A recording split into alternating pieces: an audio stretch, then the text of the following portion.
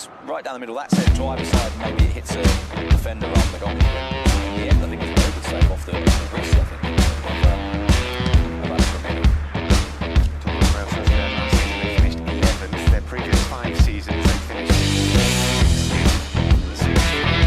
That's enough. Achievement, by the way, as you say. While she was 11th is kind of where 5 or 6 years ago, where you expect to be in that series of European finishes with a team made up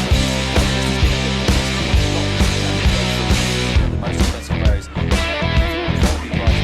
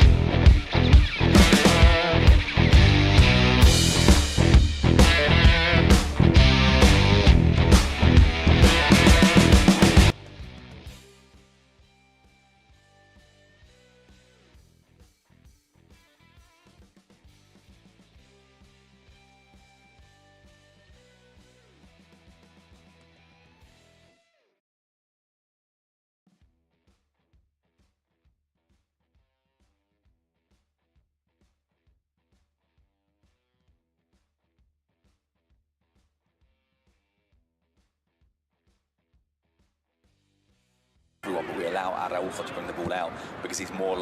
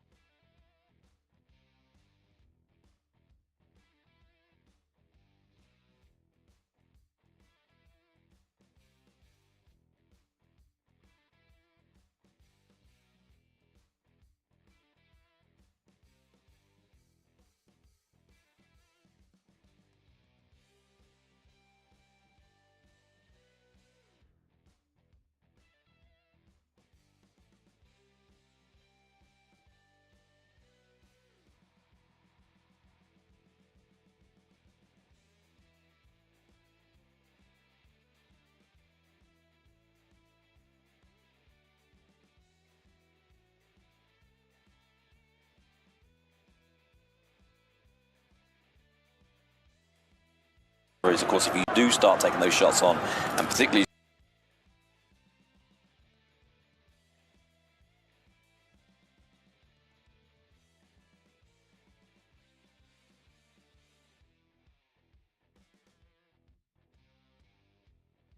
for it and getting it. Marcus Rashford, can he get the shot away? It's into Dro Fernandez. There, maybe we just saw a bit of inexperience. The 17-year-old dwelling on it for a split second. And that was enough for him to be dispossessed. And here come Real Sociedad, and disappointing end to that move for them because Gonzalo Guedes had stopped his run.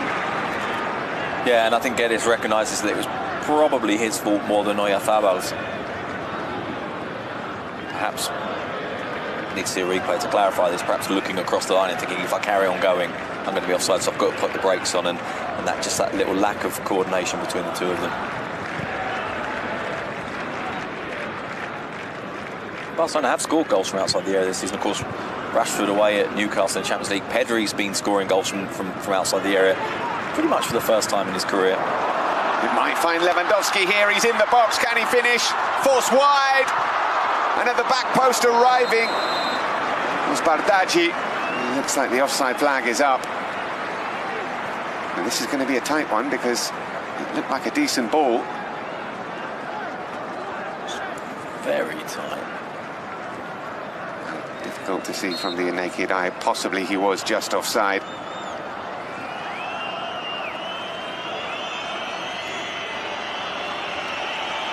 It was Lewandowski. He was offside.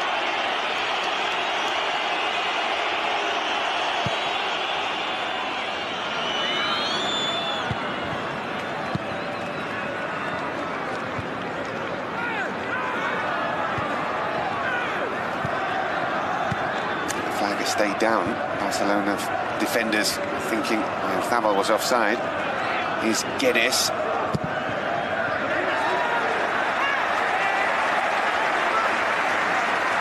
His 12th appearance against Barcelona in all competitions. Gonzalo Guedes. He scored against them. He's assisted against them. He's won a Copa del Rey final against them for Valencia.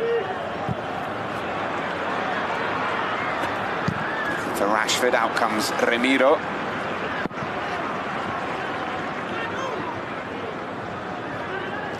He's been pretty active, Marcus Rashford, in these opening 26 minutes. Yeah, the most active of the front three, certainly.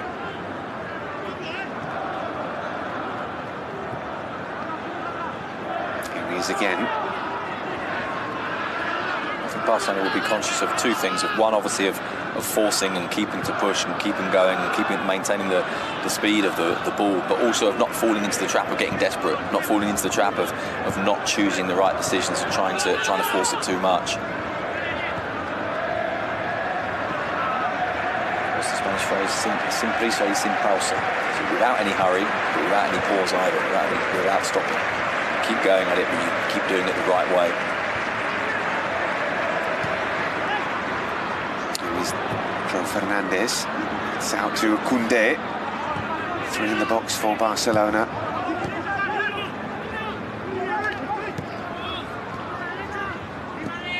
Bardghji, always looking to get it on his left foot. Barrenechea does well.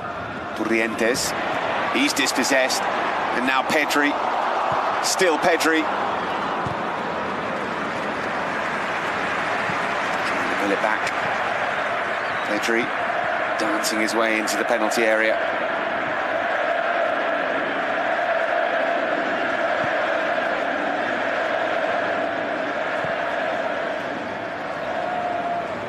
Barcelona were 1-0 down in midweek against Real Oviedo at half-time. They managed to come back and win 3-1. They were 2-0 down at half-time against Levante on match day 2 and managed to win 3-2. Can they get a first half advantage here? Throw Fernandez. Pedri, he spotted Gerard Martin, brings it down nicely. Well, that was wrong pass, to be honest. The wrong decision. Rashford quite clearly had a couple of players in front of him. Accumulating a lot of people deep. Real Sociedad at the moment.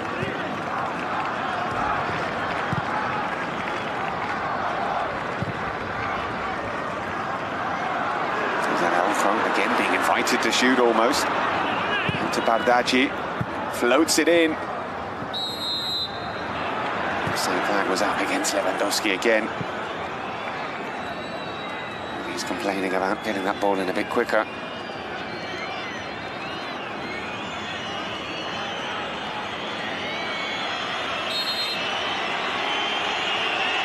Not actually sure it could have gone in any quicker.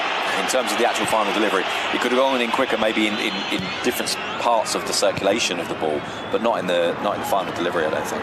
Here's Turrientes. There's 2 on this side. Guedes. Early ball in. Here's Oyarzabal. To Barrenechea. Goes on the outside, does really well, and the opening goal for Real Sociedad. It is Álvaro Odriozola, the player who wasn't even supposed to be in this starting 11. A late substitute for La Real, the former Real Madrid man, giving Real Sociedad the lead at Barcelona, completely against the run of play. Completely against the run of play, although partly, of course, in kind of part of the plan from Real Sociedad. This was the idea that Barcelona would offer them the space to go in behind them. There may well be an offside in the beginning of the move, and possibly I think he's behind the ball. I think, but it's very tight. And I think there's a possibility of an offside at the very, very start of the move as well. See that both of those will be checked. So very much against the run of play, and yet actually what we've seen so far will be roughly the way Real Sociedad would have liked it to have been. And Flick will be very annoyed that a player like Odriozola was able to sneak in from deep, that no one was tracking him, that no one went with him. It's a long wait to see.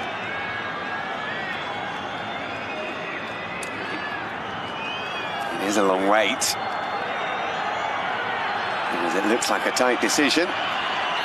But it's given. And Real Sociedad lead. Football's brilliant, isn't it? They say the guy that shouldn't even be on the pitch, that played 40 minutes last season, that didn't really feel like he had a role to play, and he's given Real Sociedad the lead, which will of course only reinforce the approach. A lot of men deep, trying to deny Barcelona space.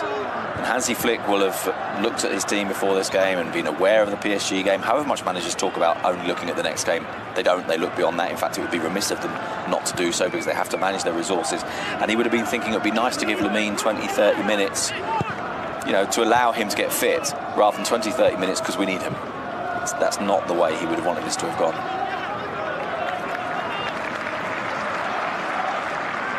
We said Barcelona have already come from behind twice this season. Fernandez dispossessed, and here's Turrientes.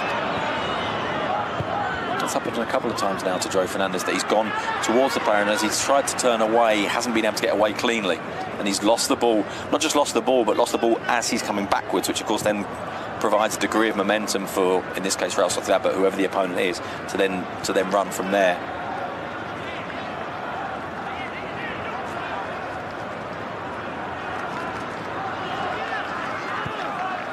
Christensen out to Rashford. Whipped in by Marcus Rashford.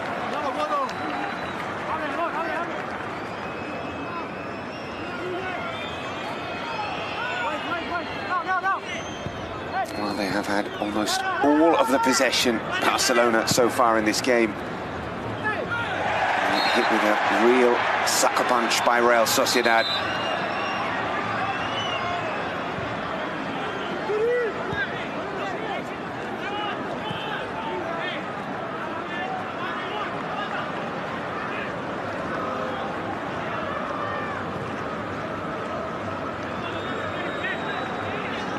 Araujo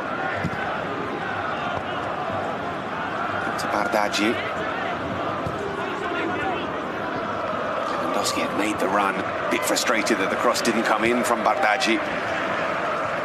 Barcelona maintained possession. There's a line of 5 with the 3 in front of them, very, very close to the line of 5 as well. Here is Bardaggi again.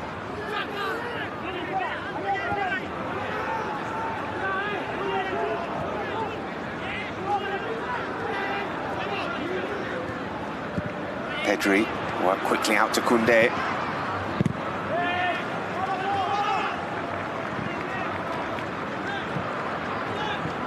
Well, the bad news for Barcelona is that they're trailing. The good news is that nearly 70% of their goals have come in second halves of matches this season. 70% of the goals that Real Sociedad have conceded this season have come in the second half. At the moment, they're looking difficult to break down, the Basques. Barcelona unable to find too many spaces.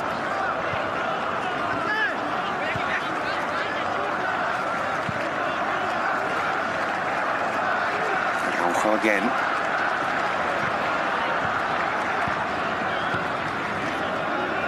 Bardaggi. Koundé on the overlap. He's won another corner. I mean, Joff thinks it's a goal kick. It may well have taken the last touch off Koundé. But that line that we thought would be a 4 is often a 5, with Gorocha joining in alongside the other 2 centre-backs, alongside Caleta, Carr and Stubeldia. Here's Pedri. Bardaggi. Space for the cross. Thumping header away. Beautiful control from Pedri.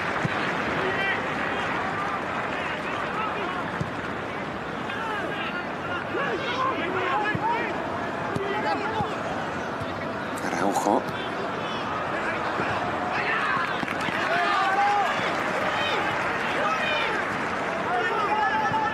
Araujo takes the throw quickly to Gerard Martinen. Hasn't been that much pace about Barcelona's movement of the ball. And there's been quite a lot of that kind of delivery as well. Delivery that's in the area of the penalty box, but not really with any clarity of ideas.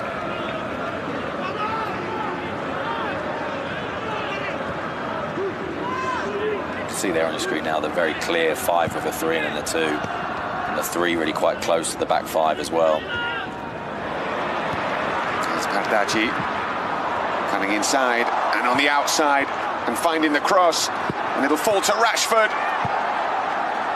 He didn't catch it cleanly, Marcus Rashford. It was going wide. Here comes Wojciech Szczesny. He's been eased back into his first appearance since the 15th of May. Wojciech Szczesny has not had much to do apart from hit the ball out of the back of the net.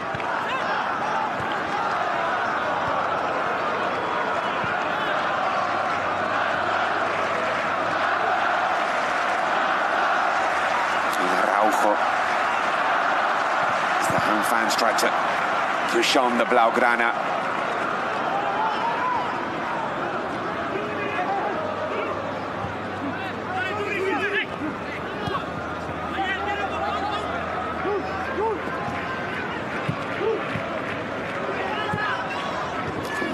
Bardaghi. Again, closed down well by Munoz.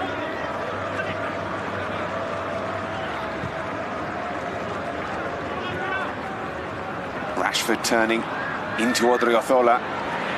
Tries to break forward, it's one back. Here's Christensen.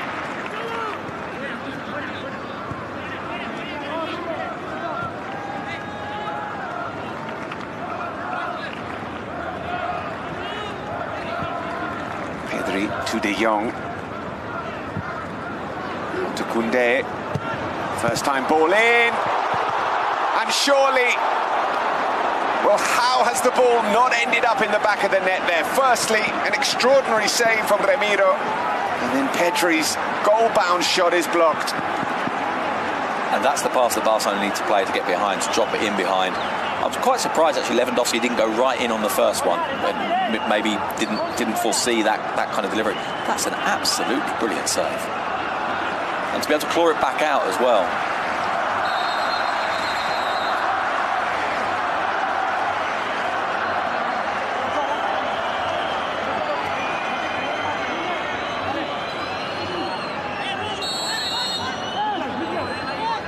Another corner for Barcelona, taken by Bardaghi. It'll fall to Rashford. Here's Pedri. Bardaghi wants it. Here's Pedri. Koundé to Rashford.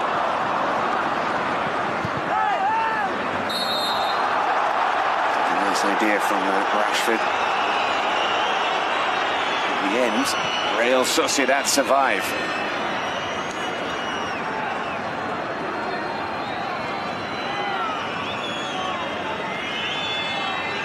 Superb block in the end as well, as it goes. It was Zubeldi, I think it was. I think it's Zubeldi in next who blocks it. Doesn't know too much about it, but keeps it out and keeps Real Sociedad ahead. As I said, the last time Real Sociedad won here or away to Barcelona was in 2023. It was a 2-1 win. Goals were scored by Mikel Merino and Alexander Sorloth. Bardaghi's pass is blocked. Mentioning those names, Merino and Sorloth, there have been some absolutely quality players who have passed through Real Sociedad over the last few years. Most of them are at Arsenal now.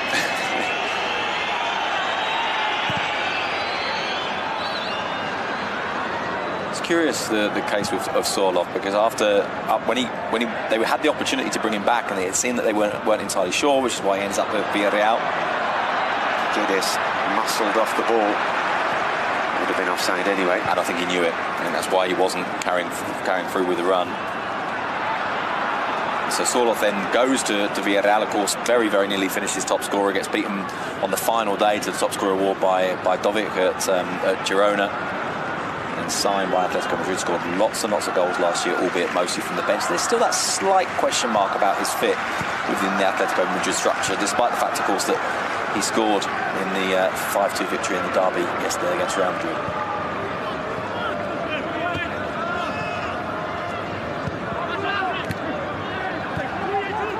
Real Sociedad have two 20 million euro strikers on the bench. Here is Lewandowski and Pedri. Bardaghi!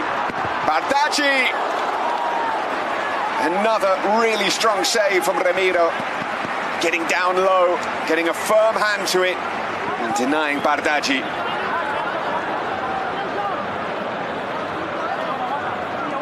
They're just getting a little bit closer, aren't they, Barcelona? You might feel time's running out for them a little bit, so maybe just accelerate a bit between now and half-time. Cross comes in, it's headed away to Pedri. Rashford is down, clutching his head. Play continues. Barcelona would rather it doesn't stop. It's Koundé who's on his feet.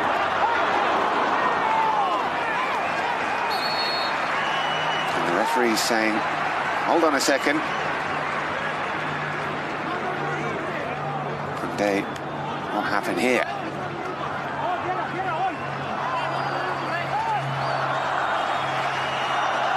Does he get his hair pulled? I think he does, you know. that replay's pretty inconclusive, but certainly like it might be. It's in towards Koundé. A thumping header from Jules Koundé to level things up for Barcelona. Beautiful ball in, terrific connection from the Frenchman. Barcelona will feel justice has been done. They are back on level terms. Now they get the chance to not quite start again because they'll want the momentum from this goal, but really, really important, I think, for them that they got the goal before half-time. And in the end, it's in terms of the idea behind it, it's a very, very simple corner routine. Just a very good delivery and very strong header. Nothing Alex Romero could do about it. He is the 10th different scorer in La Liga this season already for Barcelona, Jules Koundé. Well, that's a statistic I must admit I didn't know. 10 players already.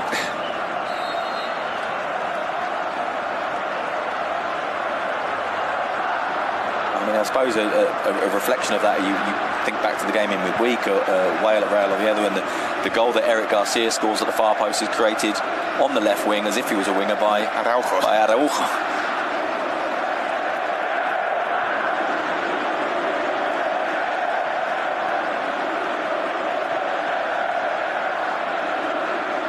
They found their voice now, the fans.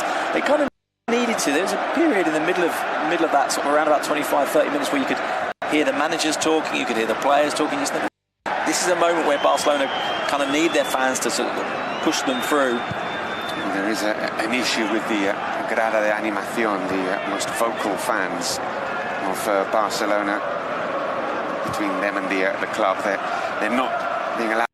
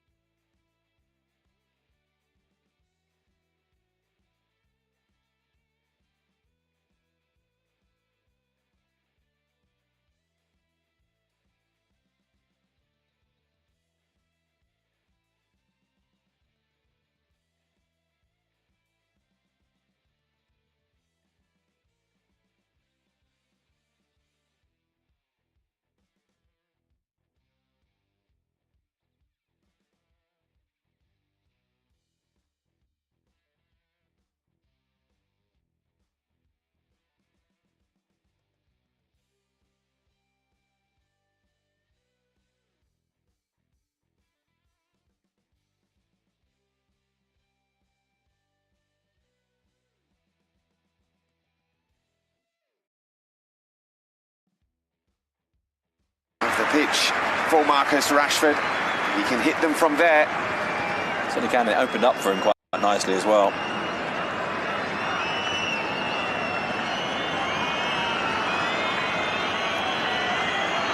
You await Marcus Rashford's first league goal for Barcelona. That was his third league assist.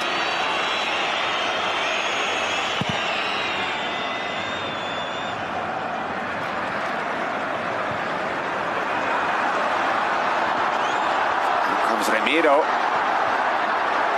gets into all sorts of trouble.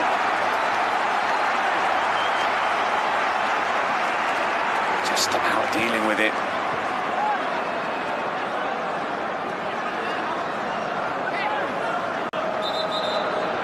And a bit of a risk of a penalty as well, didn't he, when he slid in to make the second challenge. I think as he's jumping forward for the first ball, maybe he's worried about handball, so he kind of changes his body shape a little bit.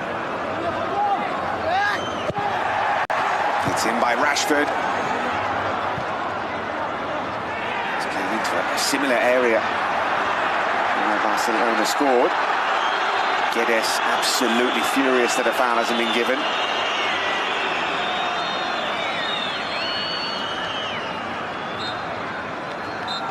And that is the end of the first half at Montjuic.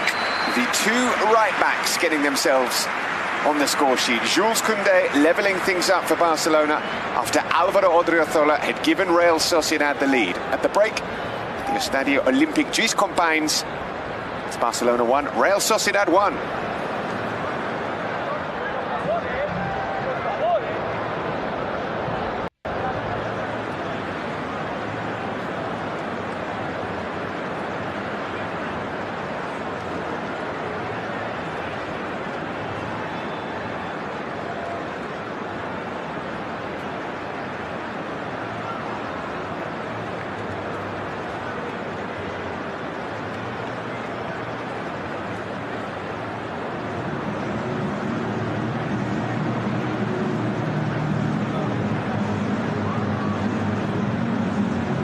Gracias.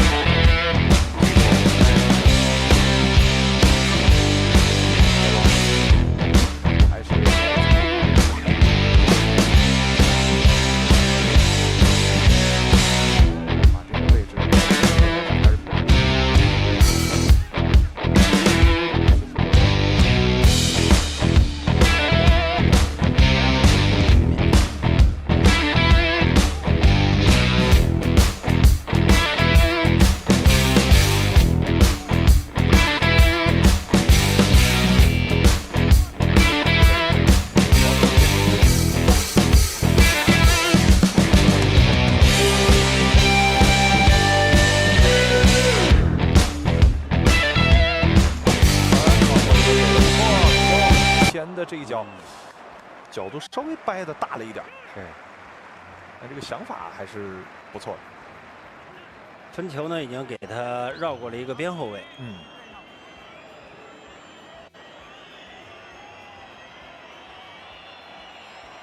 但不知道拉什福德这个语言怎么办，是吧？接受采访各方面都还是英语。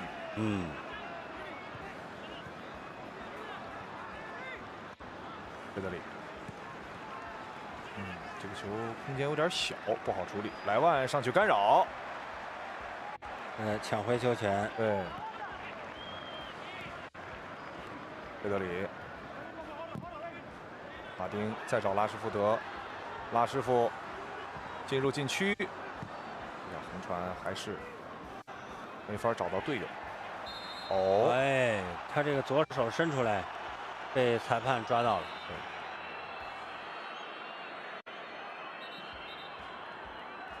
拦截的这一下其实奥亚萨瓦尔脚踩很快，他是用脚后跟把这个球向前趟了一下。哎呦，这个膝盖！对呀，这个捂着膝盖内侧。久保建英，这叫戈麦斯。现在他已经成了一个左后卫了哈。对。挺多变的这一个球员，打过不少位置。对，但在曼城也是很难留下来。对。就这顶着这一下，是膝盖正面，可能顶他的内侧，对，有点寸劲儿。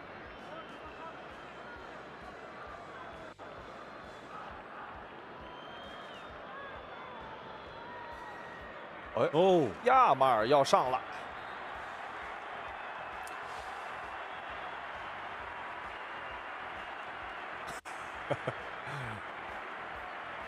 秀一秀肌肉也是。奥德里要走了，这是肯定要被换下了。这个体能确实不太行了。是，换上塞尔西奥·戈麦斯。久保建英换前场的哪位球员？贡萨洛·格德斯。反正格德斯就是你要训练或者什么，他非常出色。但打比赛有的时候就很少能把自己的能量完全释放。对。久保上去，他跟格德斯打法肯定是不一样。他是玩节奏啊。对。巴尔德吉下了。表现还可以。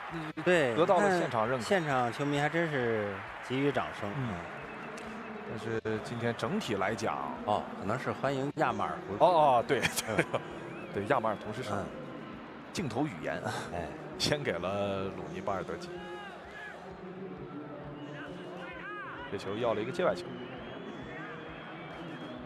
亚马尔回归球场，看看今天表现如何。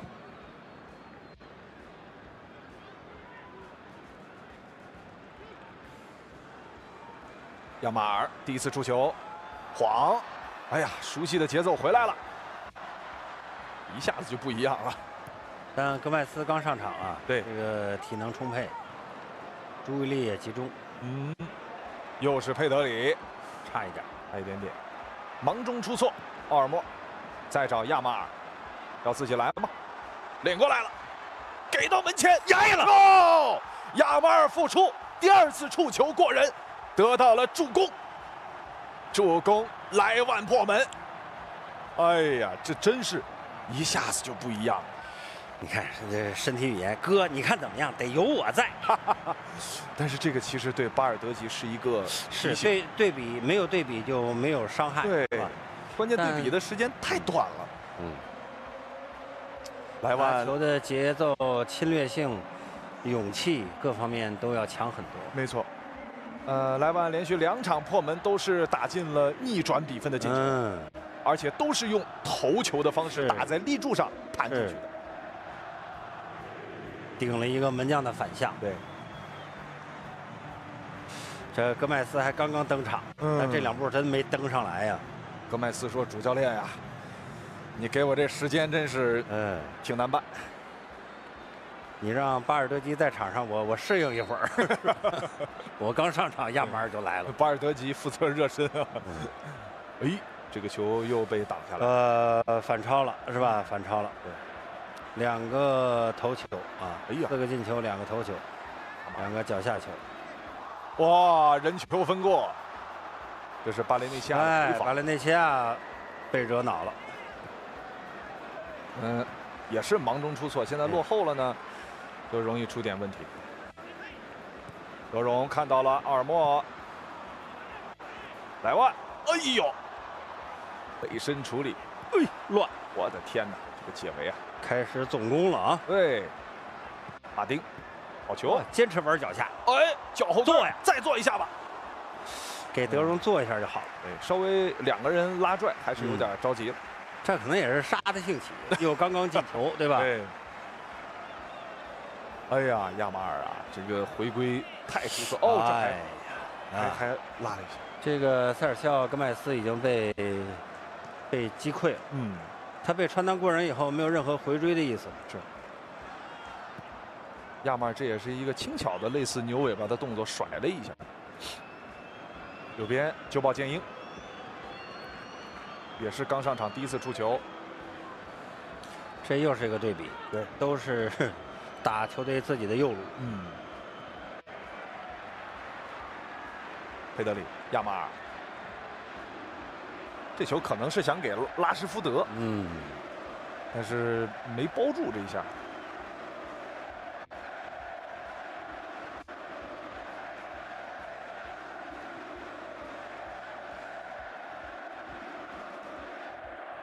分到右路，马丁防正面，克里斯滕森防身后，应该还是越位。助理裁判没有举旗。哎呦，角球啊，给的是给了角球。那奥亚萨瓦尔跑的还真挺好啊。对，一会儿看一下啊，这边启动，感觉还是越位，对吧？对。这个战术应该还是想着说，久保斜向去插。把一个中卫往回拉，相当于越位线呢就往回靠了，然后再去前。对，他把后防线往下压一压。哎，这个战术打的还挺有意思。是，很多年前帕尔马有过这种。那得20来年前了。不缝，踢得非常好。意大利人就是这些小地方，哎呦，危险后点啊，差一点点。对，球速非常快，差一点点。奥亚萨瓦尔，表现非常出色，但是这个球速比较快。对，刚才好像是左脚传的，兜了个弧线。欢迎颜色，5万人，这是上座率相当高了。这球场本身就5万人左右的容量。这个新球场好像过10万了，按这个现在报告的是过，但是如果刚开始这个赛季要是能用的话，估计做的人会是打半吧。对。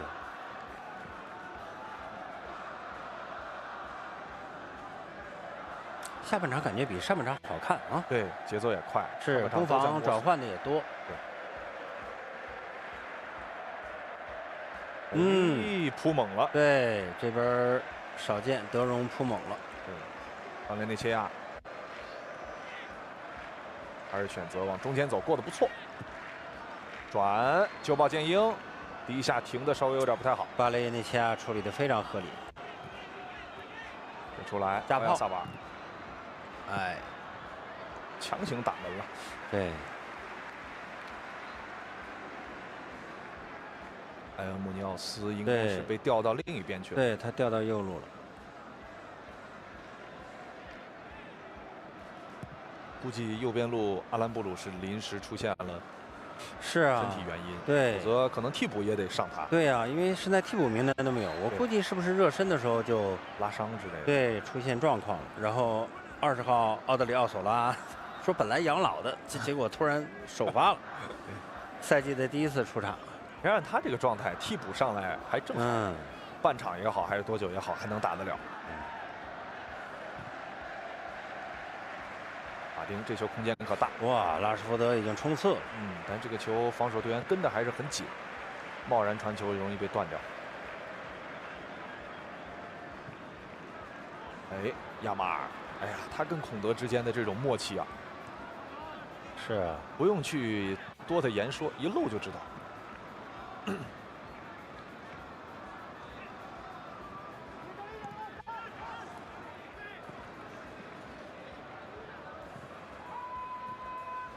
奥尔莫，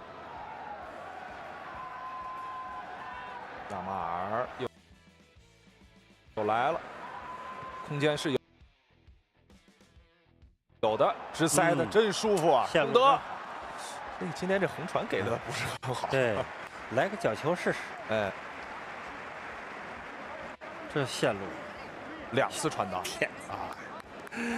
戈麦斯说：“我怎么选了这个职业？或者说我怎么选了这个位置？”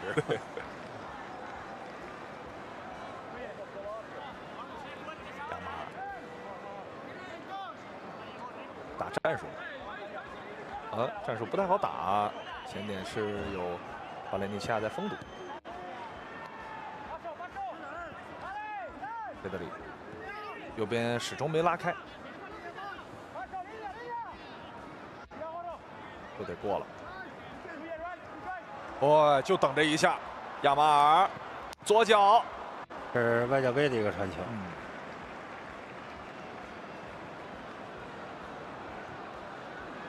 哎，太大，这个马丁这位置补的啊，是，哎，真可以，球跟到底。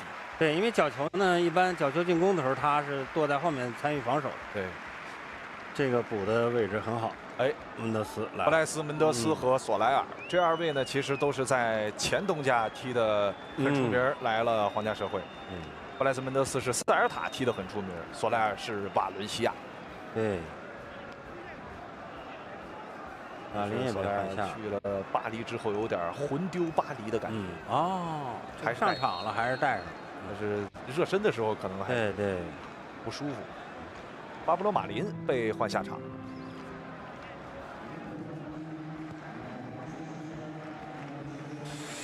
塞尔肖也是不想放弃啊。头球，阿劳霍1点。这个球布莱斯门德斯位置很好，这是越位。我觉得如果明确的话，应该早一点举旗。这球传的不太行，这次回防消耗体能还是比较大的。裁判依旧是没有给，很快啊。对，转换比较多，比较快。是的。这个时候个体能力强的话就有优势。对，阿尔福德还是想尝试做一个节奏变化，没有成功。埃尤穆尼奥斯呢，因为是左脚球员，他在这个位置去处理的时候，防守可能还有点优势。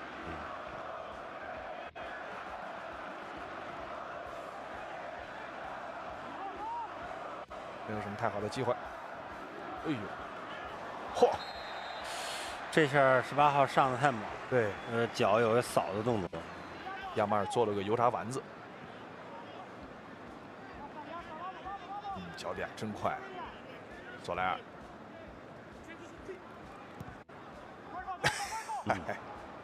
这有点随意了。出不来了。对，德容机会很好，挑莱万。哎呀，门将也可以哈，是封住进角。门将第一下没丢，莱万第一下可能挑起来就是想把门将身位晃倒，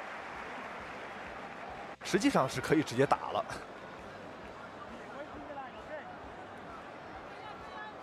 这身体的协调性确实好。好球。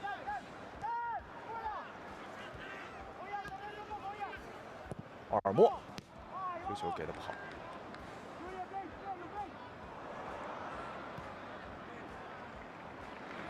这福至心灵，一个糟糕的停球，结果成了给孔德的传球。马丁说本来就这么想的。现在是左边后卫拖最后，巴萨的角球防守的角球进攻的时候，由边后卫去防守。巴尔德在的话呢，就是巴尔德。下一场其实还是很期待这个巴尔德和状态很好的拉什福德之间的这个配合。巴尔德之间哈。启动了。对。走中间，奥尔莫。哎，有点迷信于这个脚后跟。反正奥尔莫比较放松。德容，拉师傅，打了。哎呀，赶紧解围，感觉第二下扑救赶不上了。这个拉什福德射门一下是一下。远端，马丁补上来，没问题。要到了一个界外球。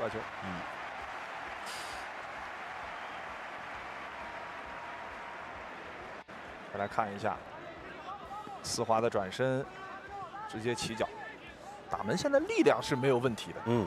博比查尔顿有一次到北京来，他穿着锃光瓦亮的大皮鞋，打了5脚点球，你就能感受到，就是传统的英国球员啊，那脚头子是硬，然后质量都非常高。当时他应该也得有60来岁了。老当益壮。哎呦，给你说脚头真硬。今儿这比赛踢的对，太累了。拉什福德再来，是不是打在队友身上？应该是先弹苏贝尔迪亚，然后弹莱万。这是奥尔莫，现在这场比赛远射是尝试真多，感觉这可能是近1个赛季最多的一次了。对，远射这么多。上半场远射也很多，门将现在扑远射有点精神注意力有点不集中。打正了的话，得有11、12次了吧？差不多。每次还都不超出去。马丁，这个球给的不错，拉什福德有点没听好。还有射门14次、15次、10次打正。边路好像是没有越位，这个像他们上赛季主场赢的时候那个反越位的方式。对，贝克尔当时。对。边路围上来了，防住了这次。往外赶，对，压回去了。莱万给一些压力，这会儿没有怎么打亚马尔这个边路。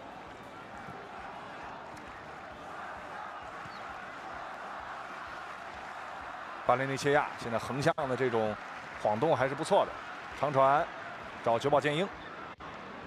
久保建英这第一下没有处理好，这个越位太明显了，为什么？还是要等。久保打立住，这个其实是没什么必要。对，越位很明显，我觉得应该当机立断举旗。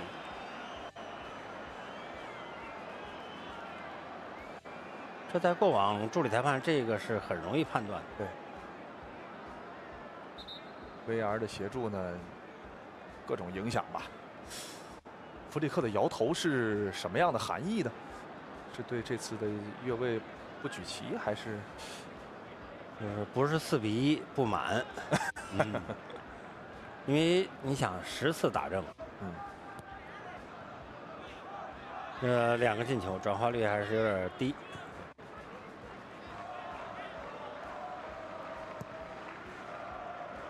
这个球不太好处理。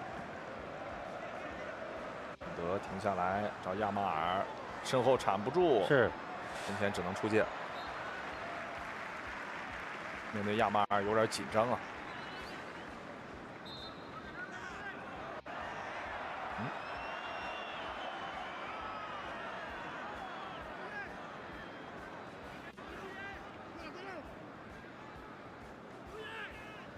3个点。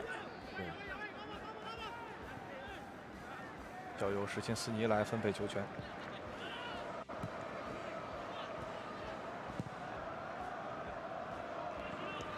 马丁，这个球给的，其实下半场能稳一些，上半场防守上还是出失误。这脚出的太深了。对，其实可以给个牌的。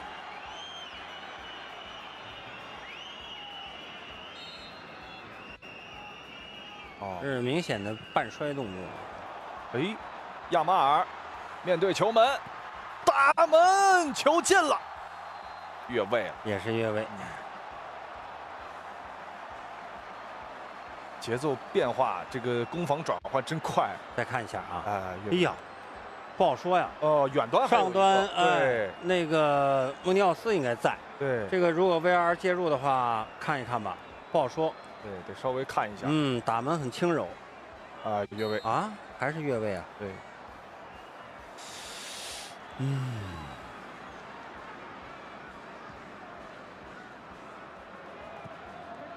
这个球有保，这个不好说。对，再塞，执行斯尼拿住。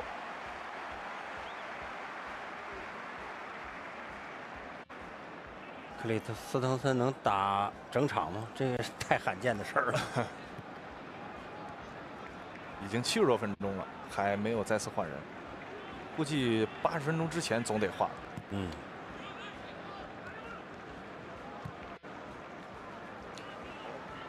现在就是亚马尔、奥尔莫。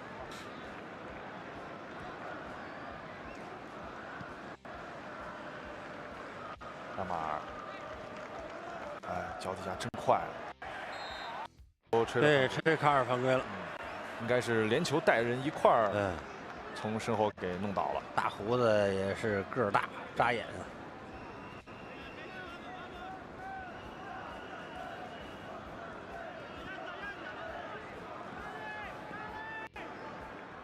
德容，克里斯滕森直接找拉什福德，马丁没有着急去下底，这球可能还要再缓一下。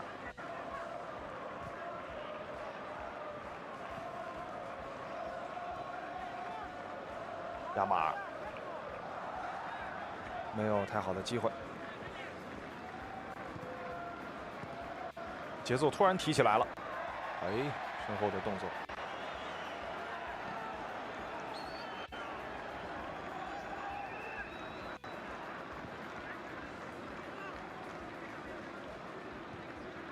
球，克里斯滕森自己往前带。还是这个大身板有点僵硬，靠得太近了。拉什福德过进来了，拉什福德，哎呀，打门的时候没有包住，对，踢在这个脚外侧。哎，埃里克加西亚要上，埃兰也要上，这应该就是为下一场做准备的。对，埃里克加西亚应该会换马丁，我估计。哦，这下身边的干扰呢，让他没有办法把这个身体支撑好。对呀，看看划线啊，肩膀探出来了。哦，他的膝盖、头、身子是向前启动的时候。赫莱德、马丁被换下场。埃里克加西亚之前有过一次替补打左后卫，现场给到了一些掌声，是欢迎埃里克加西亚登场去到左边。拉什福德今天又送出了助攻，换上费兰托雷斯。今天还能是托雷斯形态吗？不管怎么样，现在还是只有1球领先。巴萨完全不能掉以轻。哦，这个胸部停球，挑球过人。那现在是右边亚马尔，左边费兰托雷斯，中锋是莱万多夫斯基。对，哈维的阵容当中用过这一套3叉戟。布莱斯门德斯找远端。亚马尔没有贴身去防，裁判示意没有手球，他好像说的是胸口停下来的。哎呦，这下铲的，这个可能得吃牌了呀！照着脚后跟来的，阿劳霍过来了。哎呦，其实能够拿到球的概率是非常小。这个球不是手球吗？裁判当时的位置很好啊。应该是一个有效位置，在腋窝之下，大臂上侧。门将抽筋儿，今天扑得太猛了。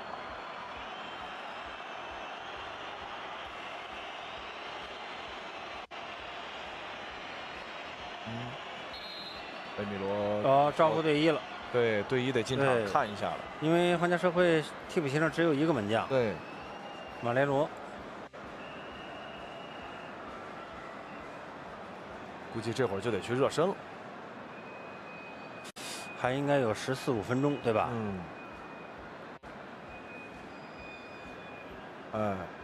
去热身来了，稍微动一动。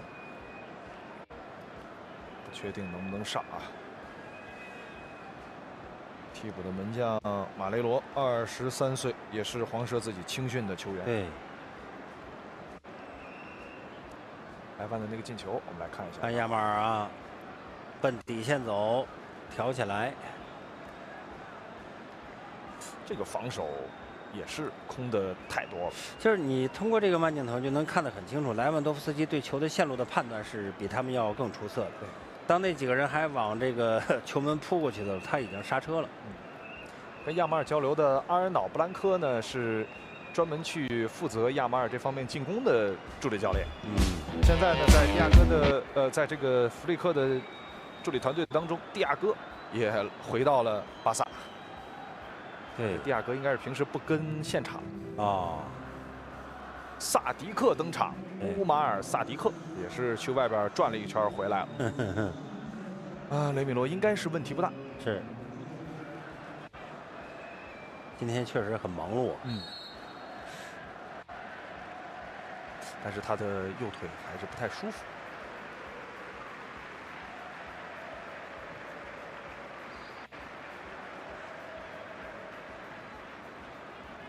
阿什克加西亚，洪森，哎，乌马尔·萨迪克呢，人高马大，对，腿也长，上来就是逼抢。他要是上来呢，一般就得上这个传中了。用高度，这球已经出界。哎呀，史琴斯尼这球，对方刚换了个中锋。对。哎呦，孔德吃牌。孔德可能会说：“我把球留下了。”对。那这个球呢，两腿夹到了对方的腿，在裁判员这儿看可能有点危险。危险，危险，这个动作。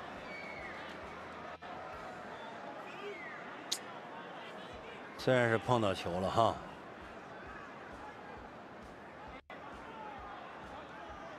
上抢的比较凶狠。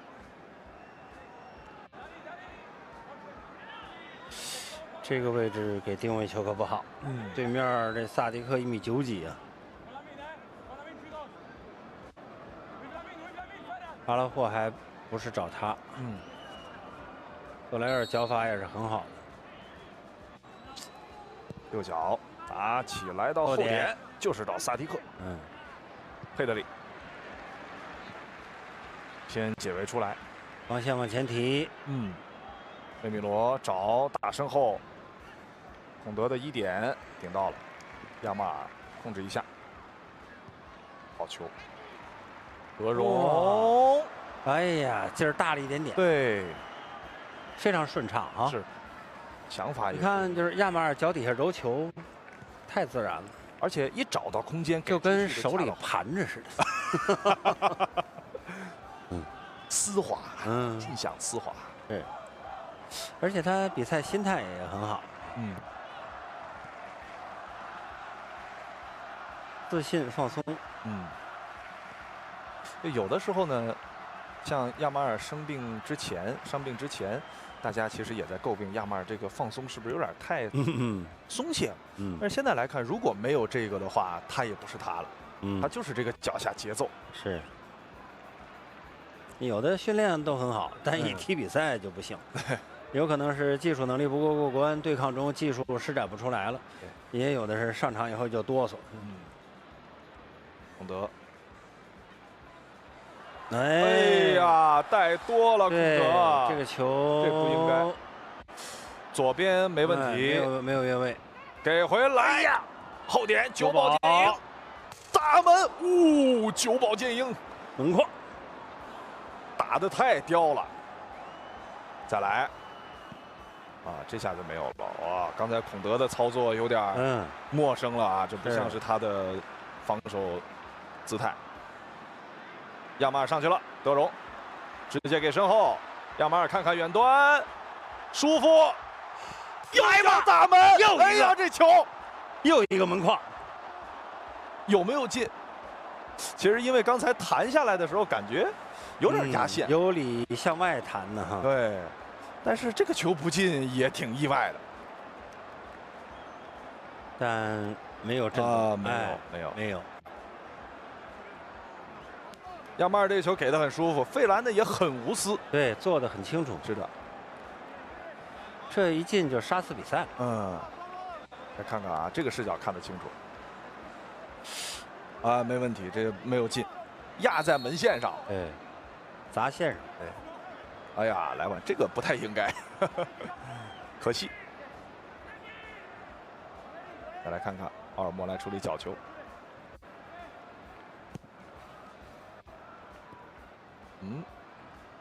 球外，佩德里给到德容，亚马尔外脚被晃，哇，他这个脚踝，真的好使啊，速度太快了。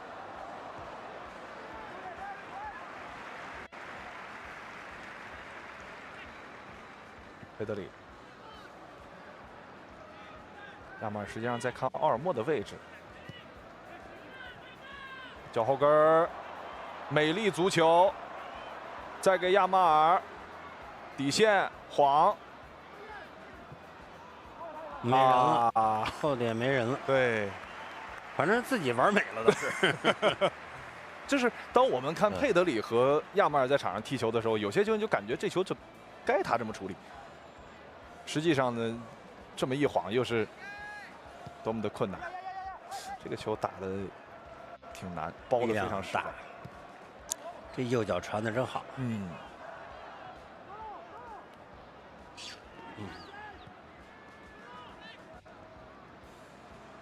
边路有点慢了。佩德里，费兰塞得漂亮，埃里克加西亚得调右脚，也是在调的过程中被断下来了。打到这个位置，突然不会玩了。对。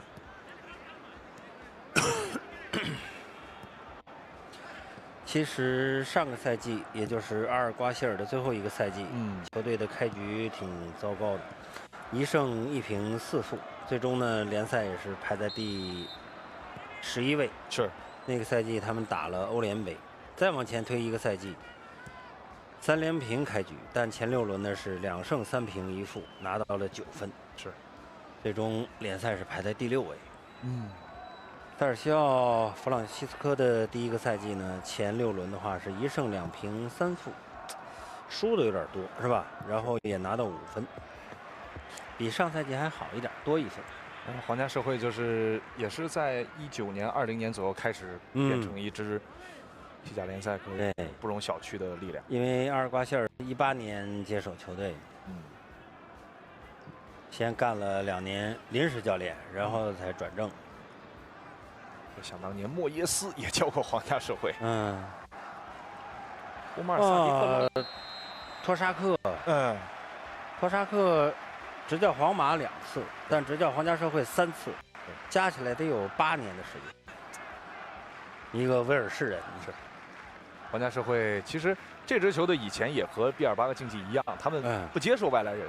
是啊。是90年代，应该是91年的时候，是这个来了一位英格兰这个锋线的球员。来了之后，第一个赛季拿到了铜靴，西甲铜靴。你看也好使哈。是。从利物浦加盟而来。费兰托雷斯这下漂亮，费兰。现在真行啊！把苏贝尔迪亚砸一跟头，大将风范。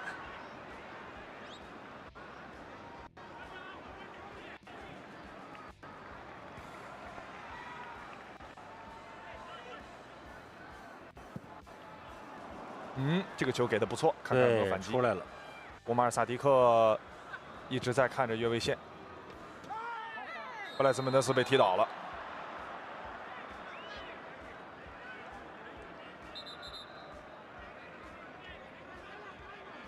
这是皇家社会的一个机会，比赛时间所剩无几。布莱斯门德斯就是一个随时在观察、动脑子的球员。对，这个任意球罚的不太好，罚出来就越位了。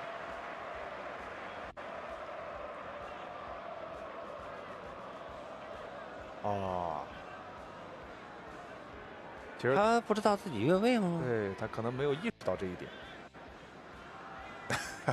坐在主队球迷区里的客队球迷，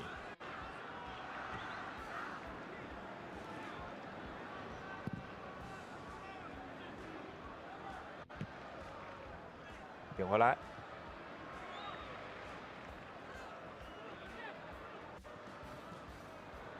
看看这次，哎，克里斯滕森直接解围出去。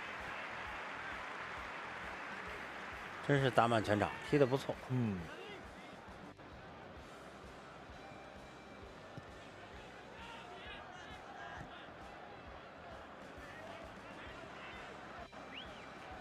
苏季奇又没上，又没上的还是萨迪克。对，这也许是一种小惩罚。那不知道这个赛后会不会跟主教练去击掌？好球，亚马尔，德容，孔德自己来，右边路给不了，奥尔莫，其实他是有一个小虚晃的。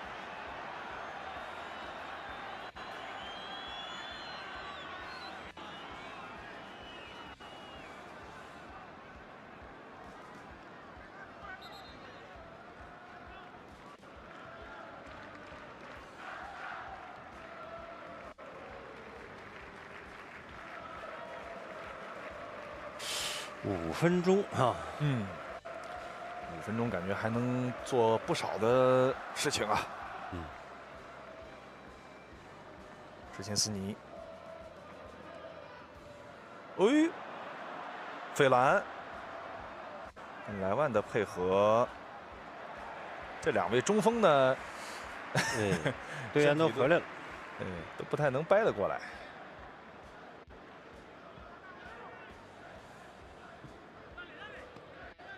这时候也可以控球消耗时间了。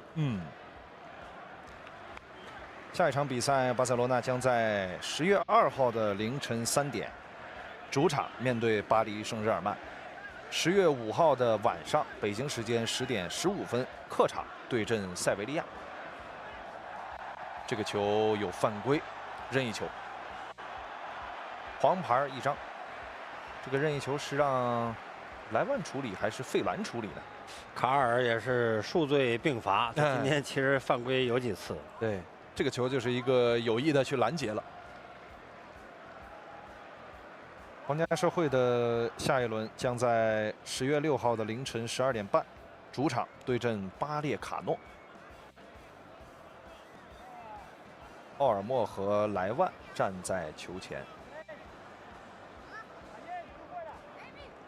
奥尔莫处理的最近的处理基本上都是拨给他，让他去横向打远射。对，拉什福德也打过，这也是这个赛季。过去对你比如说一拨一踩一射啊，过去有的定位球是这么打的。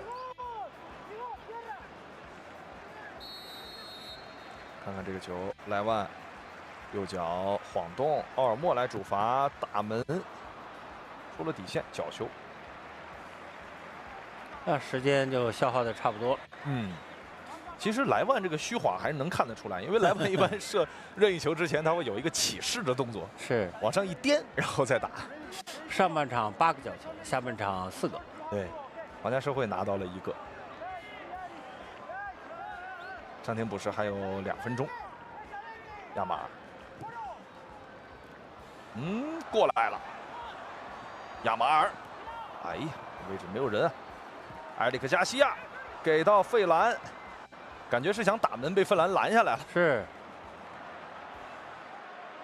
看加西亚这个上场我进球了。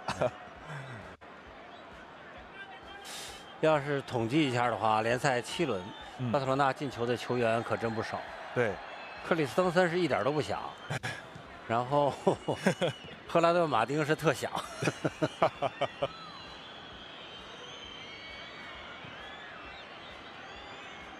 哎，布莱斯门德斯给到久保建英，哎，久保这个太难了。你中路直塞，基本上中路的队友肯定是越位。对，你往边上打呢，马上是2、3个人包夹，是你也很难出来。怎么都有招。对，佩德里再给到费兰托雷斯，应该是刚才有手球，但是进攻有力。费兰看到了奥尔莫，奥尔莫再给费兰托雷斯，还是在看中间的第一下没有处理好。对，离身体稍微有点远了。给的是球门球，听取了助理裁判员的意见。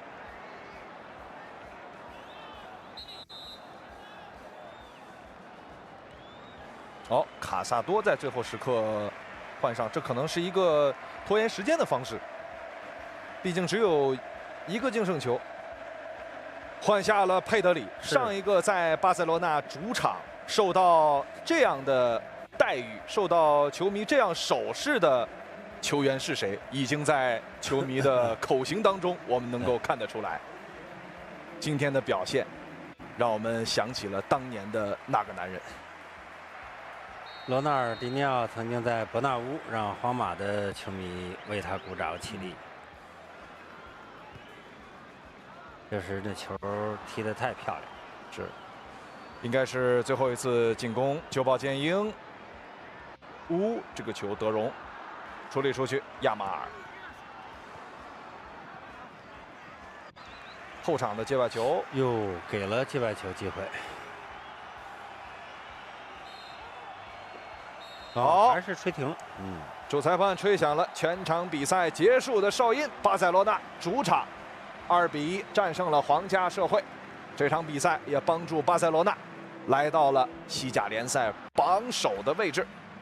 这场比赛为巴萨打进进球的是孔德以及莱万多夫斯基，亚马尔伤愈复出，送出了关键的逆转的助攻。而这场比赛 MVP 给到了佩德里，这真的是。